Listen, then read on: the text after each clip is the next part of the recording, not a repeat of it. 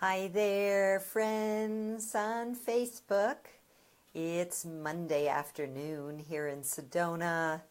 And for those of you who like to watch me every day, my apologies for not showing up yesterday. I fell asleep. I was taking a nap. I've not been sleeping that well. So here we are. It's a new week. We've just had the full moon. We've had a pretty intense full moon. Hey, Sandra. Hi. And we will be moving now into some pretty intense stuff, astrologically speaking. And that's more than I am going to get into today. However, with that, there's something I want to say here.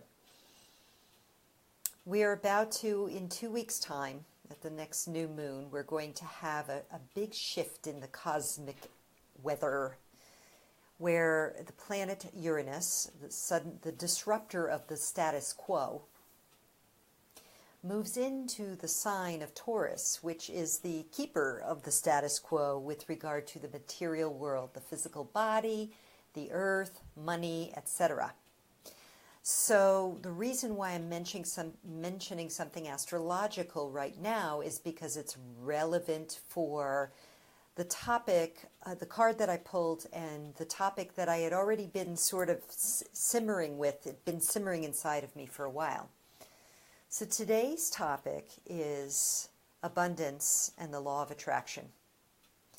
And the law of attraction has been around for quite a while now, and anyone who's in personal growth or spirituality has probably heard something, if not an excessive amount, on this topic. And if you know anything about the movie or the book The Secret, you know there's a lot of criticism of it, and but also that there was something there that was kind of a pivot point for people about money and about the law of attraction and attracting what you want. So today I want to talk a little bit about money and abundance. So I'll start by showing you this card, and then we'll sort of back into all the stuff with the meaning of the card and the astrology. So this card is called the Six of Pentacles, and Pentacles represents earth.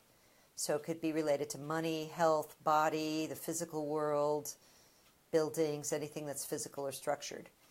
And in this deck, this is called the Charity card. And you can see there's a woman. She's lounging on this chair up on a platform, and she's looking pretty relaxed there, looking pretty wealthy and abundant too. And she's just dropping a coin into this poor hunchback's cup, who apparently had been performing for her because his instrument is down there on the ground next to him.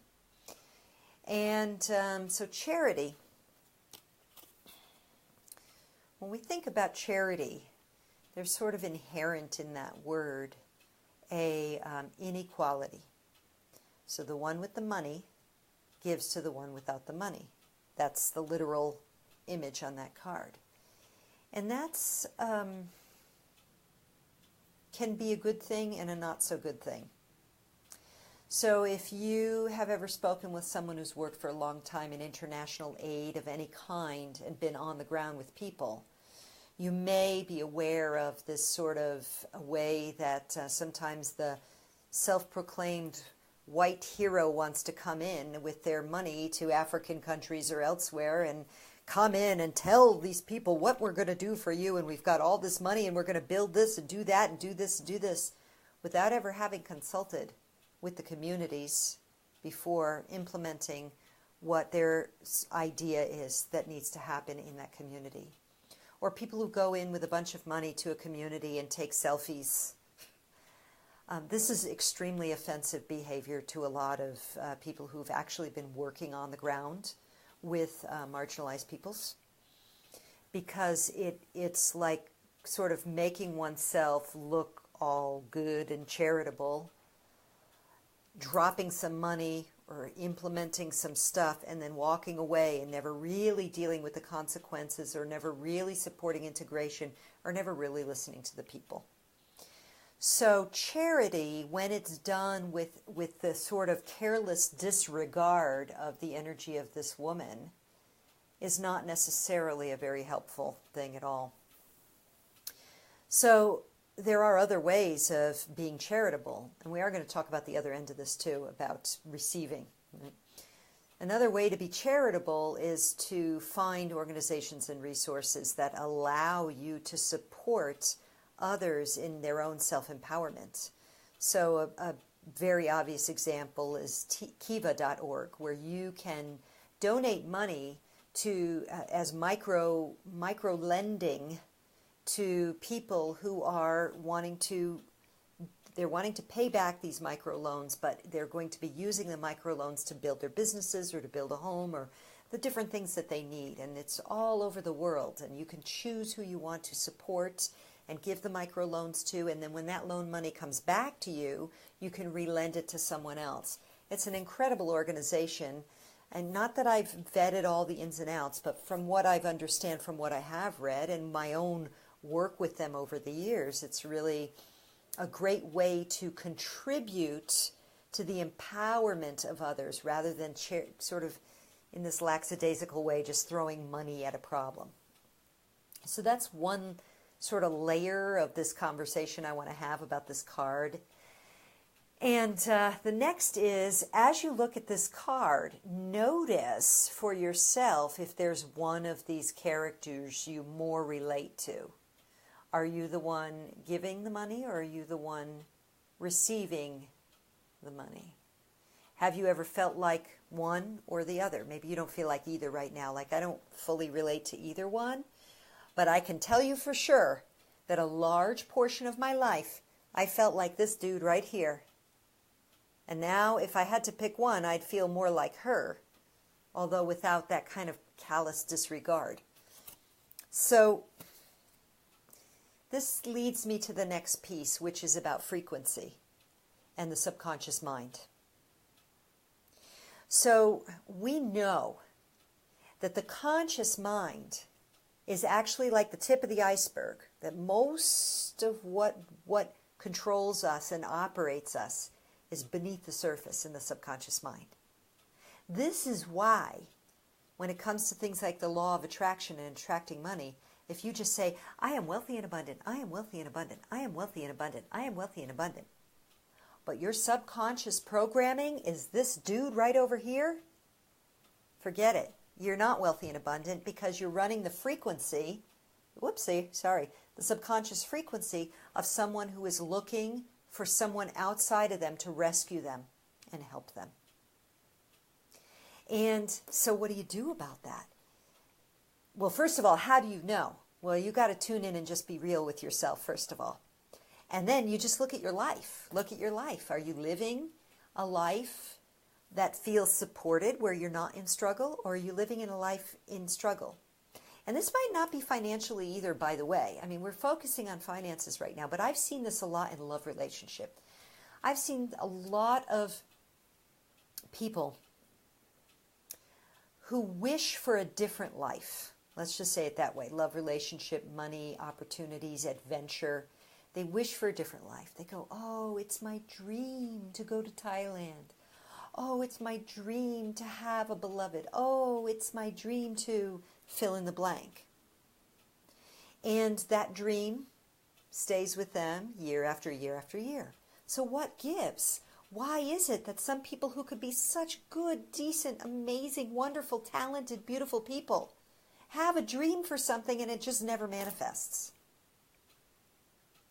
Well, there's a good chance that their frequency with regard to that topic, so it might not be about money, is more like this. See, this guy, he's looking outside of himself, saying, oh, please, I'll play this music, maybe give me a little money here, give me a little love there, oh, if only I could, maybe someone will show me the way out, this kind of thing. The frequency running in the subconscious mind, the pattern is, I can't do this myself. I need someone else's help who's more powerful than me, more lucky than me, more fortunate than me, in order to give something to me so that I could do it. So just notice if there's any resonance at all with you on that. And I want to say something here, because I know I sound a little intense, but I really feel like I can give myself permission to talk about this, because I was that person. So if I sound at all judgmental, I don't mean to be. And quite honestly, it's probably my own, if there's any judgment at all, it's toward myself and all the years I've wasted in that frequency, in that energy, that pattern. But it was subconscious. It was programmed in from early childhood. And so, I can judge myself or judge others about it, but that doesn't do any good.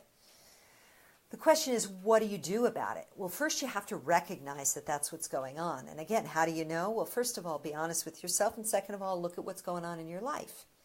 If you're saying things like, wow, that person is so lucky that they get to go to Bali every year. No, they probably set up their lives. It's not luck. So just recognizing that when you see other people actualizing themselves in the way that they want to and perceive it as luck, there's a good chance, hey, Doug, there's a good chance that actually they're not lucky at all. They're doing what it takes to manifest that.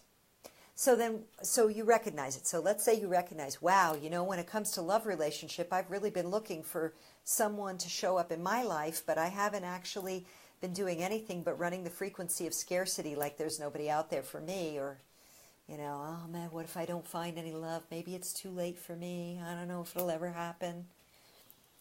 So you have to find that in yourself first.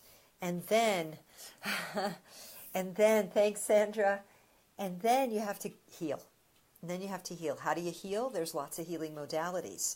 One of them is what my teacher and mentor there, Sandra, has helped me with, which is to learn how to be an NLP practitioner. So NLP and hypnosis, these are great modalities. My dear friend Susan, who is often on here, does a thing called Fast Track, another way of doing it. The work that I do, including NLP, hypnosis, and shadow work, going into the subconscious mind through ceremony, through journeying, through processes of hypnosis and NLP to find what that programming is. But it all begins first with identifying what it is. So let's get back now to this concept of charity. And the other side of charity is the needy one. So one cool thing you could do is just go like, where am I showing up needy in my life? Is it that I'm chained to the golden handcuffs of a job that I detest and only dream of my, that great book I'm going to write but never activate it? That would be a needy energy. That would be a frequency that says, I'm just waiting for the right person, the right opportunity, the right time, the right fill in the blank. But you have to create the right time. We have to create the right time, the right environment to make it so, whatever it is we want in our lives. We have to activate it within ourselves. So again, what do? We have to, first of all, recognize, identify, get real with ourselves. Secondly, find the tools, the healing tools, to begin to change the subconscious programming that's running us like a beggar, basically, in that arena of life. And then third, we have to act on our dreams, even if it's just baby steps, while we're still keeping the day job. Because it's not going to just willy-nilly show up on your doorstep and hand in your lap.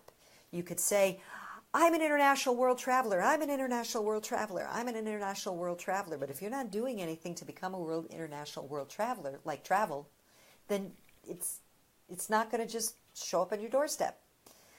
So, how does this all, hold on a sec, how does this all relate to this astrological thing I started this conversation with? And abundance. So when we have Uranus, the planet Uranus, which is the great disruptor, among other things, I mean, there are many layers to the archetype of any planetary frequency or force. But it wants to disrupt that which no longer works, to stir the pot, to make things unstable in order for a better situation to come to arise. So Uranus is about to move into the sign Taurus, which represents earth, the body, stability, foundations. So this is really a time where those things that we've relied on materially for our stability could be in for an overhaul. which means that if you aren't activating the things that are aligned with your deepest desires, your truest life calling, the desires that come from your soul, not the desires for stuff, the desires for experience, for love, for depth of realness in your life, for work that has meaning, for the support that allows you to live a life relatively safe and comfortable, not necessarily loaded with dough. That's not necessarily going to solve the problems. Usually it doesn't. It just makes them bigger if you've got a lot of problems. So what is going to make the difference right now is to really begin to look at where in my life am I looking outside myself for some other knight in shining armor to come and rescue me? Where am I looking outside of myself for someone else to make me happy, for some magical opportunity to change my life, for someone to hand me a free ticket around the world, for someone to give me that job that's going to put a boatload of money in my bank account? Where am I looking outside of myself for charity to solve my problems? And I want you to understand that, or I invite you to consider this, that we are living in times where that old paradigm of charity really doesn't work. Why? Because we've come to understand that the law of attraction is about the frequency we are running is going to attract back to us that more of the same. So if we are running the frequency of I need charity in this, or I need luck in this area of my life, then all you're going to get is more of the frequency you're running, which is neediness. So the way to really step into your own abundance, whether that's abundance of love, abundance of money, abundance of opportunity, abundance of adventure, abundance of health, is really to begin to change the subconscious programming and switch your frequency so that you are experiencing that abundance before it actually shows up in your field. And of course, that's the tricky part, isn't it? Because how do you act as if it's not real yet? And that's a conversation for another time. That's a lot of the work that I do one-on-one with people, is to reprogram the subconscious mind, to heal, to vision, to create the business or the work that's going to allow for that. But I do want you to take this with you. Acting as if. How can you act as if in your life? So if, for example, you want to call love into your life, what can you do to call love into your life? Maybe you make more space in your house, in the closet, sleep on one side of the bed, have pictures all over your house of twos. That would be a way. That's also feng shui, by the way. If you want to activate the opportunity to have a life of more adventure and travel, then you've got to begin doing something, whether that's saving some money for a trip, whether that's looking regularly at a specific location that you want to go to and making plans. But if you're looking at things, like let's say you want to go to India and you look at pictures of India and you go, oh, I'm never going to get there. Well, you're never going to get there. It's just because the frequency is I'm never going to get there. So just, I know I'm saying a lot of different things, but I want you to sit with this. I want you to tune into this and notice where in your life, if at all, is this energy of needing charity showing up for you? Because it doesn't have to be just about money. And know that with the changes ahead and the sort of cosmic weather forecast, we've got a number of years coming up where there is going to be a destabilization of some of the physical things that we know about, including the monetary system. There's a good chance there's going to be changes. Ultimately, they can be very good changes. However, if you are running a frequency of scarcity in any arena at all, whether it's health, whether it's money, whether it's love, with the changes that are going on and with the speed of manifestation that's happening now on the planet, you're going to get back more of that frequency you're running. So do what it takes to become aware, become self-aware of the subconscious programming, and then do what it takes to make changes in that arena. Whether you want to reach out to me for neurolinguistic programming or hypnosis, or reach out to someone else here who comes into this feed or someone you know, but work on it, work on it. Get the healing that you need so that you really are in alignment with your soul's mission, with your joy, which are the one indicates the other, so that in these times ahead, you are really activated to be and do and have what you really are meant to be and do and have. You don't have to be in struggle. That doesn't mean that we don't have challenges, but you don't have to be in full-on victim struggle or in need of charity all the time. You really can change your life. It takes step by step. And it starts with making sure that your subconscious is programmed, aligned with actually what your sweetest desires and your intention is. Okay, as usual, that was kind of a lot. I would love to hear from you. I don't get many comments these days from you guys, so I really don't know if you really are interested, but I'm going to keep doing this until I come up with some other creative way to spread this message. So if you found value in this, I really would appreciate a thumbs up. I would appreciate a comment. I would appreciate a share.